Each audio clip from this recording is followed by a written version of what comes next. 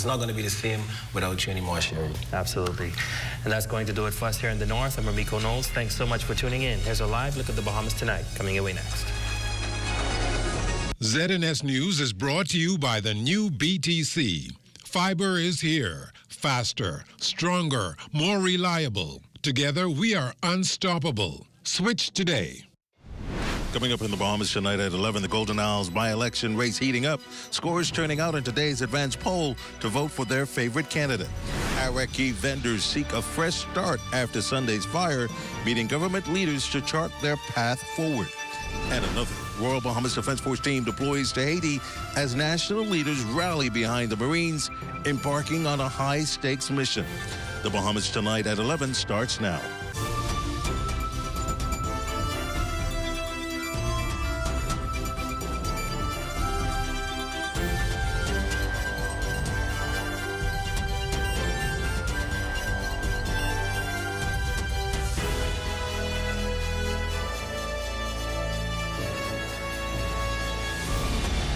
The Bahamas tonight at 11. The final word starts now. Good evening. I'm Desmond Saunders coming to you from the Parliamentary Registration Department on Farrington Road. The backdrop for our broadcast this evening, with the by-election just days away in the Golden Isles constituency, the race is heating up. Today, each of the candidates made their case to voters ahead of the big day, from promises, improved roads, just pledges on food security. They're hoping to land those crucial early votes. Leah Cooper leads us off tonight.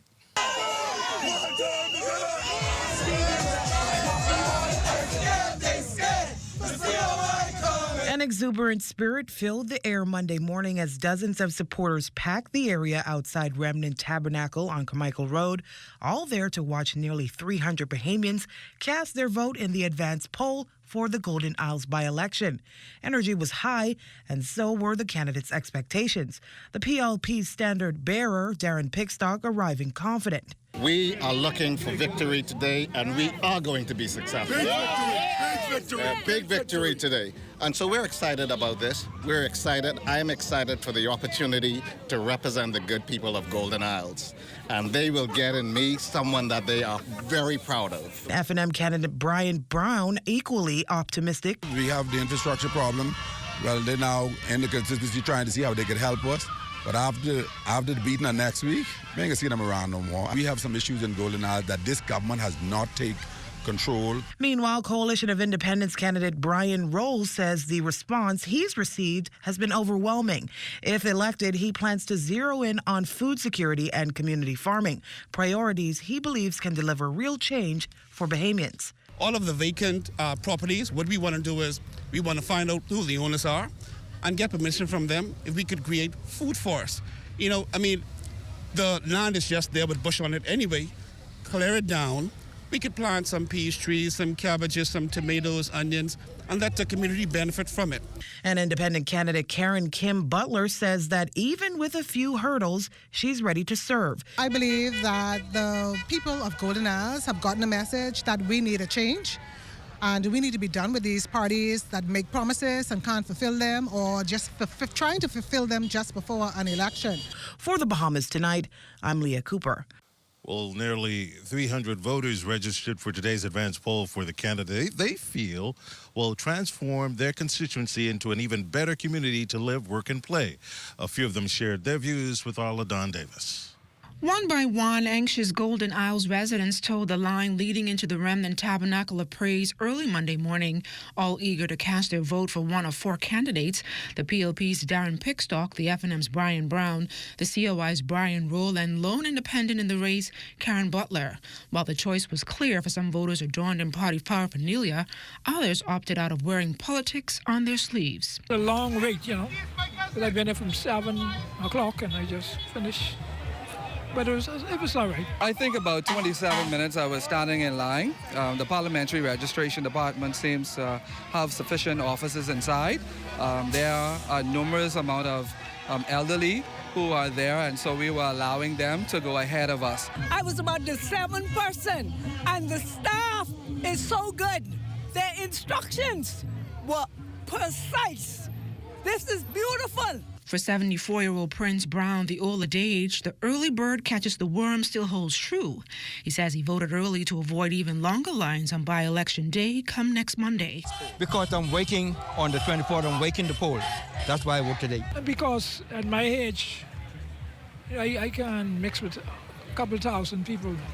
I can't take that, so I come on much earlier. Presiding Officer Neil Campbell telling ZNS News that despite concerns raised by COI leader Lincoln Bain, today's voting went on without a hitch for the more than 300 people casting their ballots. Now that the advance poll for the by-election here in Golden Isles is now in the history books, the countdown continues for the much-anticipated by-election on Monday, November 24th.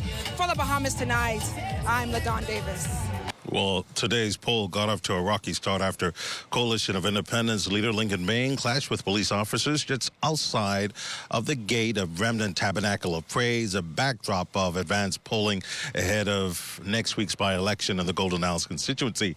Bain claims the police did not follow proper procedure after refusing to allow him to enter the polling station, a situation that led to a scuffle. The normal process is you would go to the door. If you have 3 agents in there already, one of those agents will be asked to leave and another agent can come in. And the candidate has free reign as he likes. But what they were doing was restricting me, saying that one of our persons have to come out to the gate first, and then I could go in, and then I have to show them a letter. I spoke to the parliamentary commissioner, and he said that that is the wrong process, and it's not the police that we should be showing these documents to. It is the parliamentary registry department that we should show this to. Arawak Cay vendors whose stalls were gutted by fires Sunday met with senior government officials at the office of the Prime Minister earlier this afternoon. The ultimate goal for the government is to plot the way forward. Whilst there were preliminary conceptual thoughts, there's a lot of technical work that's going to be done behind the scenes, along with the various ministries involved. Too soon to talk about details. There's been no determination one way or the other as to what assistance the government can give, etc. Those discussions will happen, no doubt, over the course of the next week. Minister of Agriculture, the Honorable Jomo Campbell, was at today's emergency discussions at the office of the Prime Minister. Campbell now leads the rebuilding efforts following Sunday's blaze. Mr. Campbell says the government is planning both temporary and long-term structural upgrades at Arawak Cay. Temporary structures. And so, they were showing plans today as to what that could look like, what it would mean for some of the vendors, and it's just something for them to digest and to take in to determine, how they would want to move forward. We want to ensure that something happens for them at least within the next 60-day period. For Arawak Cay vendors, the loss goes beyond property. One establishment alone employed 20 part-time employees and 45 full-time staff. Despite the setbacks, vendors emerged encouraged after meeting the Prime Minister. What we discussed with them is that a more sound structure versus using wood, maybe different type of materials, steel roofs and stuff like that. So we spoke about that. We spoke about the building codes and everything. Well, still to come. More Marines deployed to Haiti. You're watching the Bahamas Tonight at 11. There's more after this.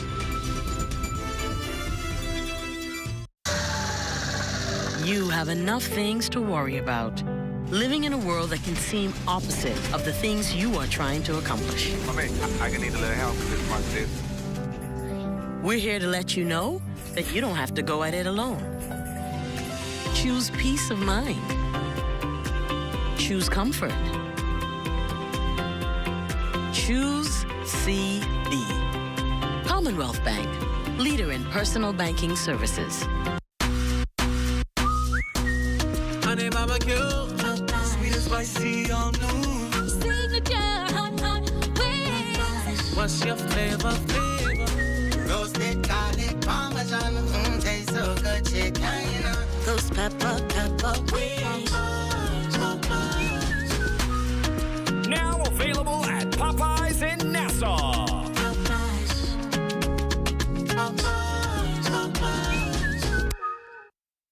Well, I worked hard every single day, from primary school into secondary school. My name is Darren Pickstock. I started to work at Atlantis as a space cleaner. Nobody could beat me. I took pride in my job. After that, I went to the UK to study law. I'm very proud of my work in the Senate, my advocacy for suicide prevention, my record in empowering young people, and also food security. I'm the chairman of the Bahamas Agricultural and Industrial Corporation. I believe that it is important for us to feed ourselves. So I see that as a national security issue. The government has done a lot, but the reality is there is a lot more to be done. The cost of living is always increasing, and so to be able to bring down the cost of food will assist people in being able to eat properly.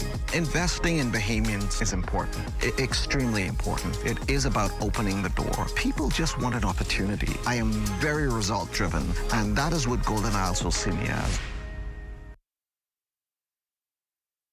Well, welcome back. A send-off for another group of Defense Force officers headed to Haiti to support a multinational security support mission. There, multiple teams have been deployed since late 2024, wishing the Marines well in the face of, for some, moments of anxiety.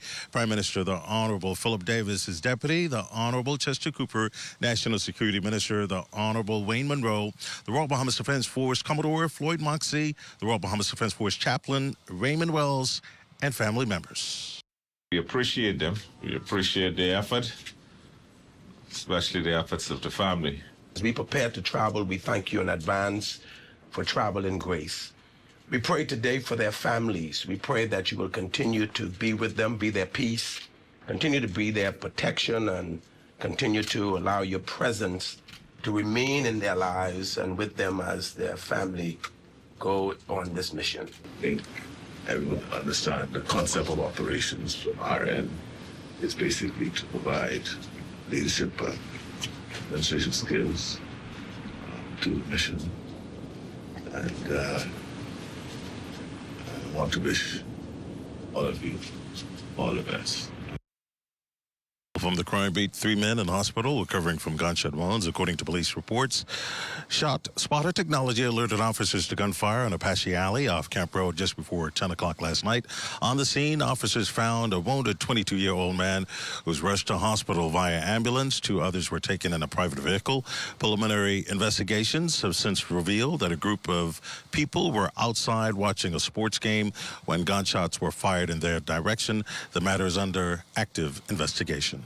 Police also hoping to close in on 9 murder suspects, but they're counting on you to help them. The eldest of the bunch, 45-year-old Chavaris Woodside of Chew Chop Corner.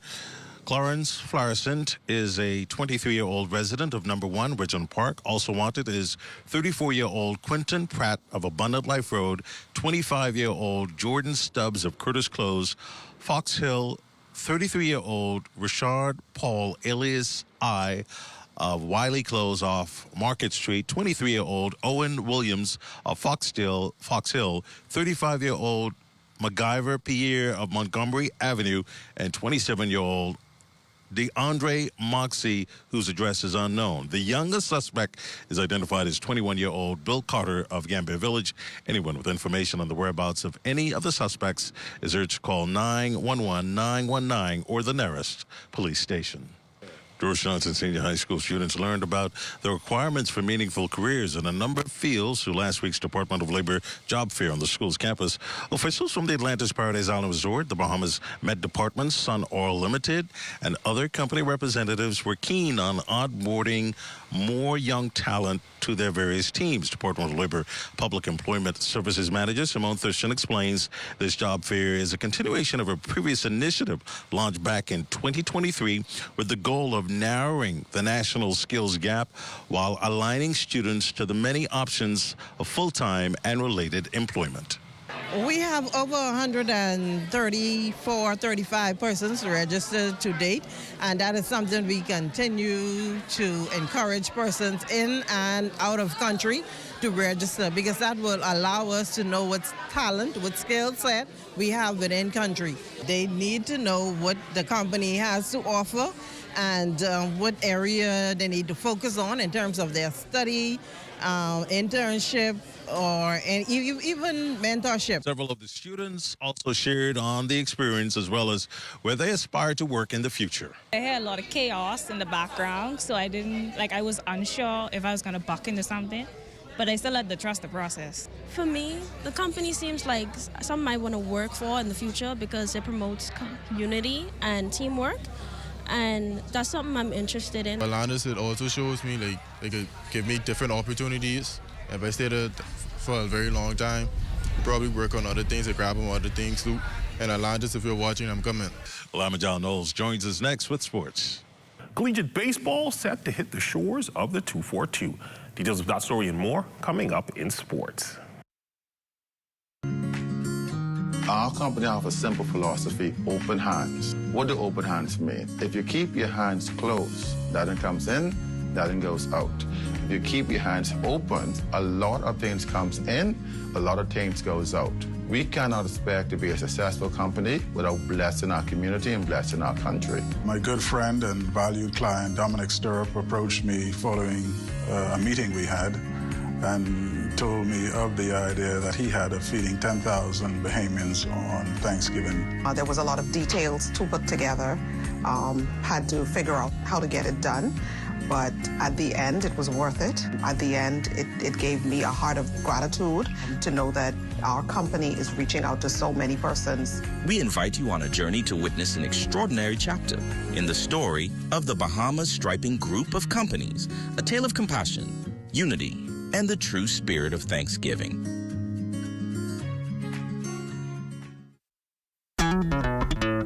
Throughout our lifetime, we must all make decisions. No matter how we choose, the right one just needs to be made. Like having J.S. Johnson Insurance Agents and Brokers as your insurance partner. We've been serving the Bahamas for over 100 years. Whether you need home, motor, marine, or commercial insurance, make the right decision. Call 397-2100 or visit jsjohnson.com.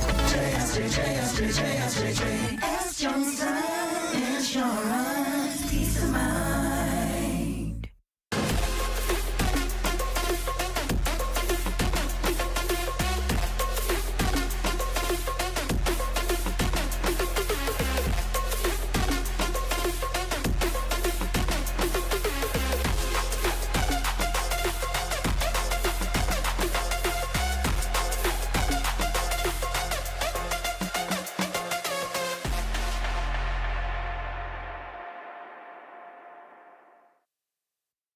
Got termites and need to get rid of them fast, trust Rentokil Initial. With over 60 years experience in the Bahamas, the global brand, training, and expertise can't be beat. Only Rentokil Initial gives you a 3-year warranty and payment plan options on termite fumigation.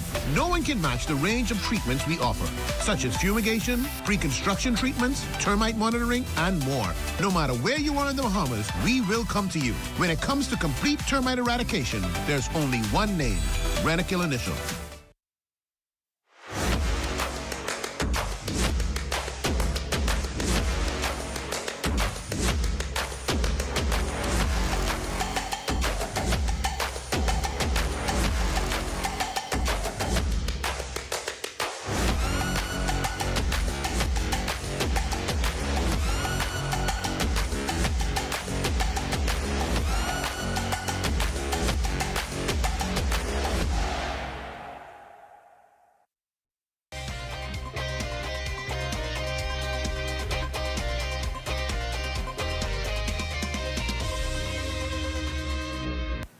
Welcome to your Monday Sports Check, everyone. I'm John Knowles, topping sports. Collegiate baseball set to hit the shores of the 242 in 2026.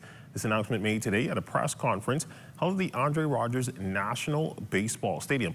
The venture coming courtesy of a partnership between the Bahamian government and BD Global, who is certainly no stranger to hosting major sporting events in the Bahamas. The inaugural showcase will feature showdowns with perennial collegiate powers Indiana State and Penn State.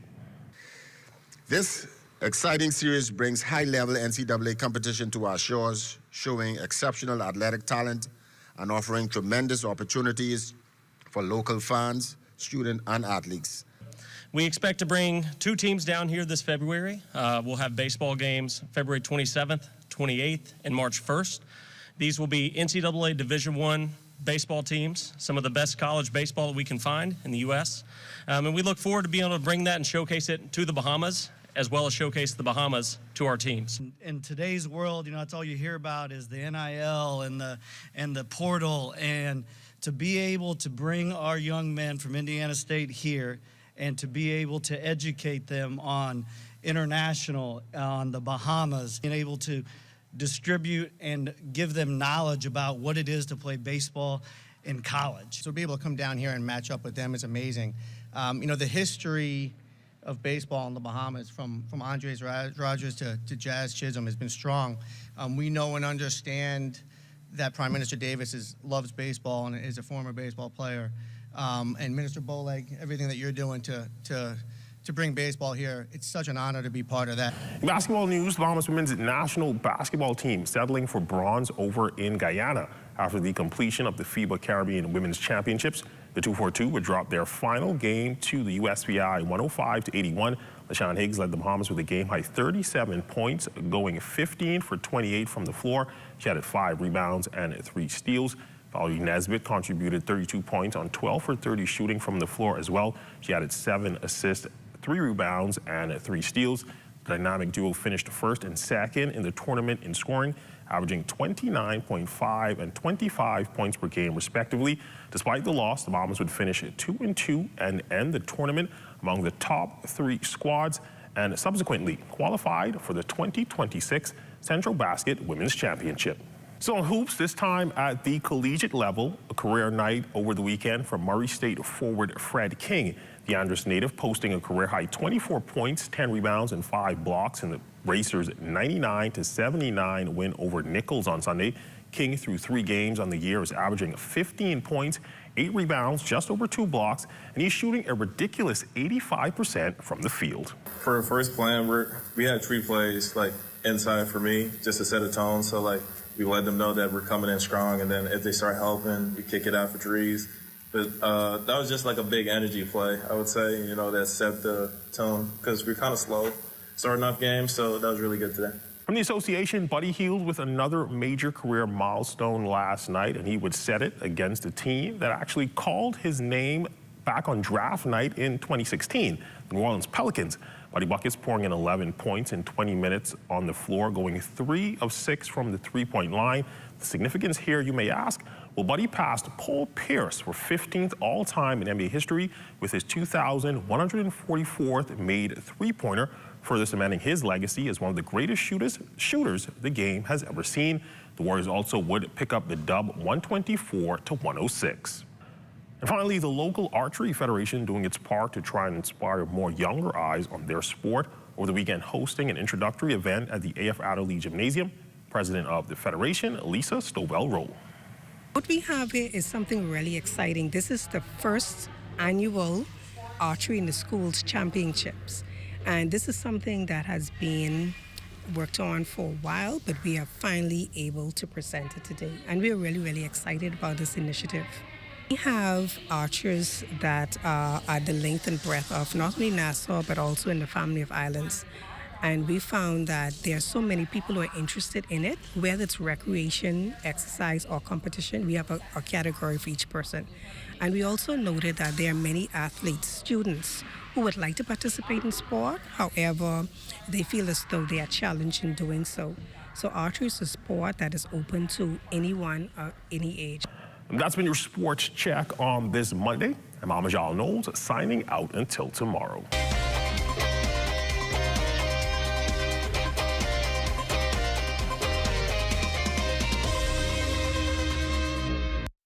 The internet isn't just for surfing. There's a sea of shoppers buying online, and you can connect with them on Tingsy. Tingsy is the SBDC's online storefront built for Bahamians. Take your business to the next level by selling to customers online, both at home and around the world. People want Bahamian things, and if you got things to sell, sell on Tingsy. Find out how you can connect with a sea of buyers by visiting TingsyBahamas.com. 4 candidates are battling for the Golden Isles constituency. Will the PLP retain the seat? Can the FNM secure it once again? How will the COI and Seoul Independent affect the overall outcome?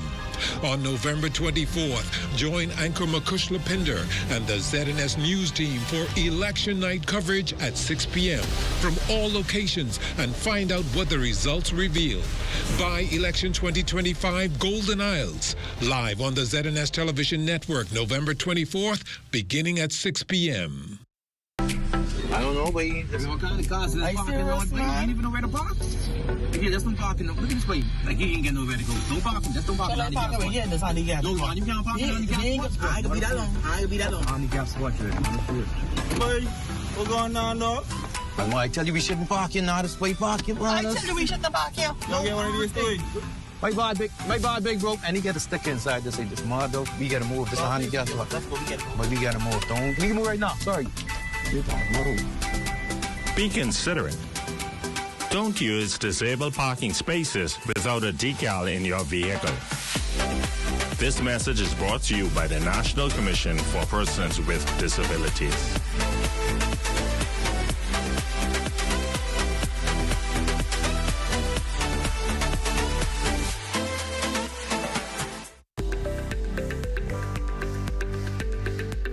The Ministry of Social Services, Information and Broadcasting is partnering with the Bahamas Christian Council to help build stronger Bahamian families. I believe that our ultimate experience in living begins with God and family. Our purpose is to facilitate, guide, inspire, and equip you to have a better life. And a strong family foundation begins with each of us trying to become better individuals.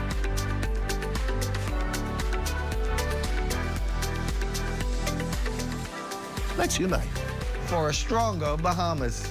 This message is brought to you by the Ministry of Social Services, Information and Broadcasting, the heartbeat of the nation, leading Bahamians from dependency to self-sufficiency to economic empowerment. Here in the Caribbean region, our climate is changing, resulting in intense heat as temperatures soar. This increase in temperature is having a significant impact on our energy sector.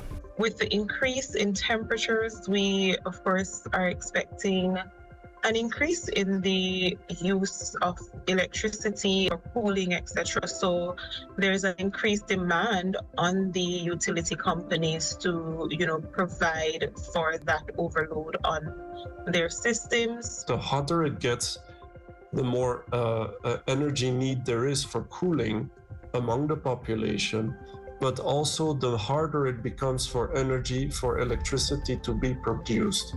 So the efficiency of electricity production is typically also lower when it's really hot. But there are ways we can help. Simple actions can make a big difference. There are certain measures that we can take to make sure that we mitigate some of the possible impacts, such as using LED bulbs. It's up to all of us to take proactive steps. Stay informed and prepared. Together, we can weather this storm. For more information and updates, follow CIMH on X, Facebook, and Instagram. Chief Meteorologist Basil Dean joins us with weather. Good evening, Desmond. We're going to get you started in the tropics, and we have 13 days remaining in the tropical cyclone season. And once again, the tropics remain quiet, and we don't anticipate any sort of development over the next 7 days. And as we take you around the family violence, temperature-wise, 70 degrees in Marshall, Abaco, Great Oak Key at 69 also at Freeport, Grand Bahama. The Berry Islands a little warmer at 75, warmer still in Allenstown, Bimini at 79 degrees. Harper Island, 77, Rock, Sandy, Lutra at 71 degrees. In Otterstown, Cat Island, 72 degrees there. Black Point, Exuma, Kemp Space, Orlando's, Fresh Creek, Central Andros, all at 71 degrees. Georgetown, Exuma, 73. Rum Key and San Salvador, 72 degrees, and then we pick up another 72 in Rygat Island, Clarence Sound Island, and Crooked Island. Betsy Bay, McWonder, 74, Ackland, 74, Matthew Town, Niagara, 81 degrees, and the Turks and Caicos Islands also registering 81 degrees. Now, your forecast tonight. partly cloudy skies. Temperature still very cool during the nighttime. We're looking at a low temperature of 67 degrees, and then tomorrow it's going to be lots of sunshine with a high temperature climbing up to 81 degrees. And as we look at the temperature profile, we're going to get started just around about 73 degrees as the sun rises, and that will gradually climb, and then we should plateau out at about 80 degrees. That should take place sometime around 1 o'clock tomorrow afternoon. Now, your extended weather forecast, lots of sunshine in the forecast right into Wednesday. Become Thursday, we got a couple of brief showers taking place, but that will be short-lived as we head into the weekend. Lots of sunshine once again taking us right into the early part of next week. Those daytime temperatures are on the warm side, low 80s, and nighttime temperatures still very, very comfortable, upper 60s to low 70s. Desmond. That does it for the Bahamas tonight at 11. We thank you so much for tuning in. For all of us here at ZNS, thank you so much for tuning in. Have a good night.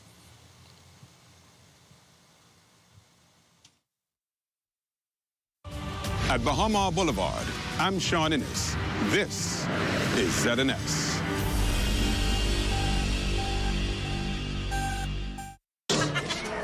What do you say that we finish this conversation upstairs, huh? I don't know.